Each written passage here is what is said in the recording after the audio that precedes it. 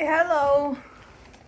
So, the other day I locked myself out of my car, and my friend graciously spent 2 hours in the rain jimmying it open with a slip knot that he created from a shoelace. Thank you. Thank you.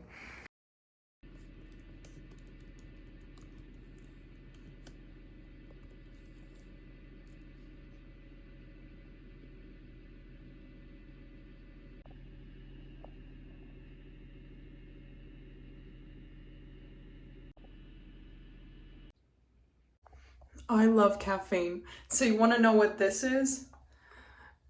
Not coffee, because it's not healthy to drink the amount of coffee that I actually want. Because I'm trying to take care of myself and be healthy. It's so fucking boring. I want nothing more than to fall into a self-destructive pit of cigarettes, whiskey, and over-caffeinating myself.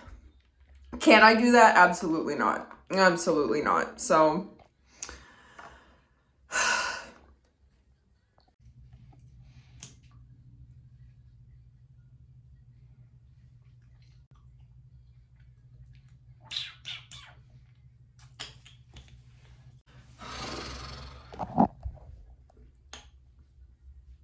My son, I have gathered you here today because we are... I can't even keep it together. Okay, are you ready, my son? Be prepared. You ready?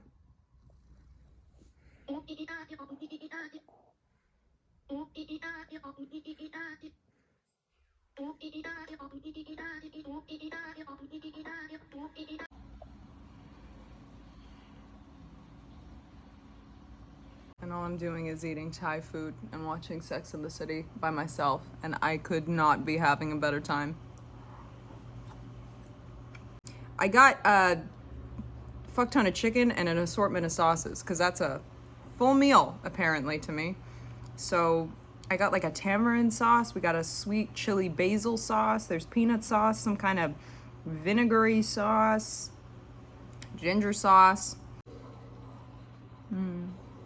I've been doing this really fun thing recently called eating like shit and running a lot. So my brain is both flooded with positive and negative dopamine.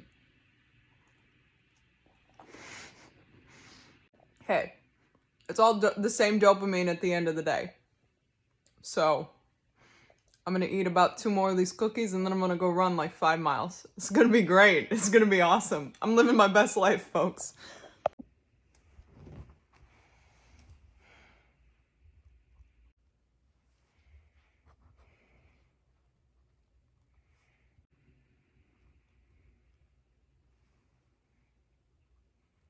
Kitty boy, kitty boy.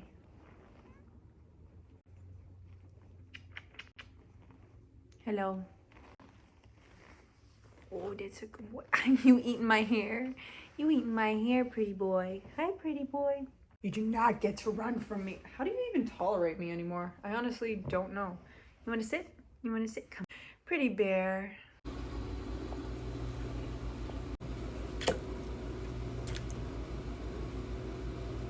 You know, one thing that just absolutely surprises me about consistency is that you just have to find the right kind of motivation for you and you can accomplish fucking anything. Because, okay, so one thing that I'm a little bit inconsistent in is taking my supplements and or taking any of my supplements that have to be mixed with water, specifically my branched chain amino acids, my BCAAs.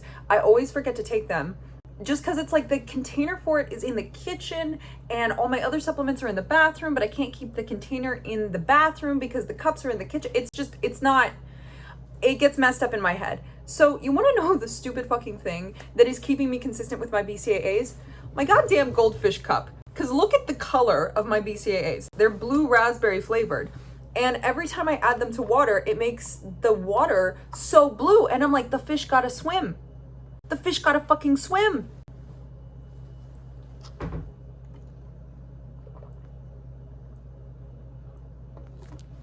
But then I feel bad because I drink it and then the fish don't have any water. So then I have to fill it back up with water so the fish have water. So then I both drink my BCAAs and stay hydrated.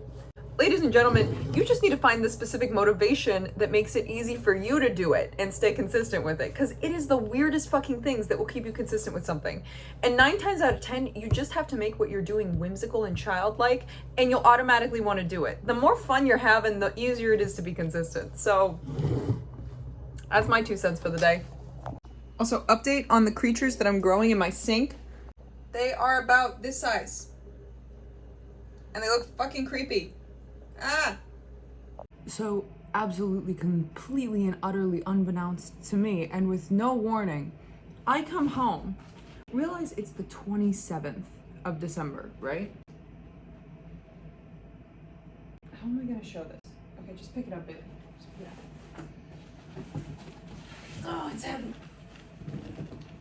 There's this box.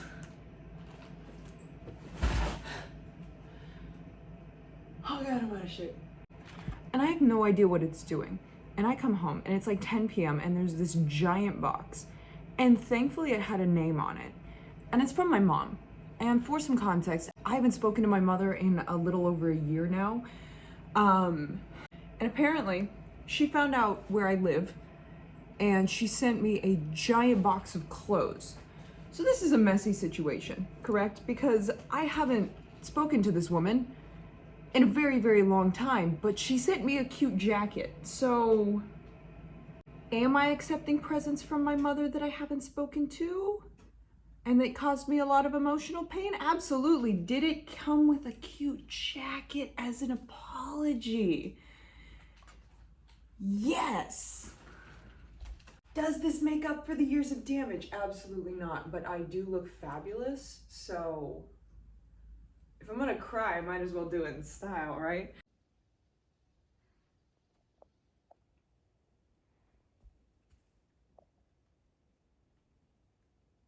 Hi, hello. This is kind of an oddly healing moment for me. Something else that was in that care package from my mom were these cookies, and I don't know if they were homemade or not, but I do know that they're delicious and that I'm eating them now. And the reason that this is healing is because this is my second Christmas without my mom. And it's still mind-boggling to me that I am grieving someone who is still alive, because I miss her like crazy. I miss the good parts of her, but I know that the bad parts of her were bad enough for me to leave. Even if I romanticize her in my memory, I know that it's an act of self-love to stay away from her, and it is self-destruction to have her in my life. And this is the second year without her, and the first year, she sent me another like care package Christmas gift like this, and there was all this chocolate in there.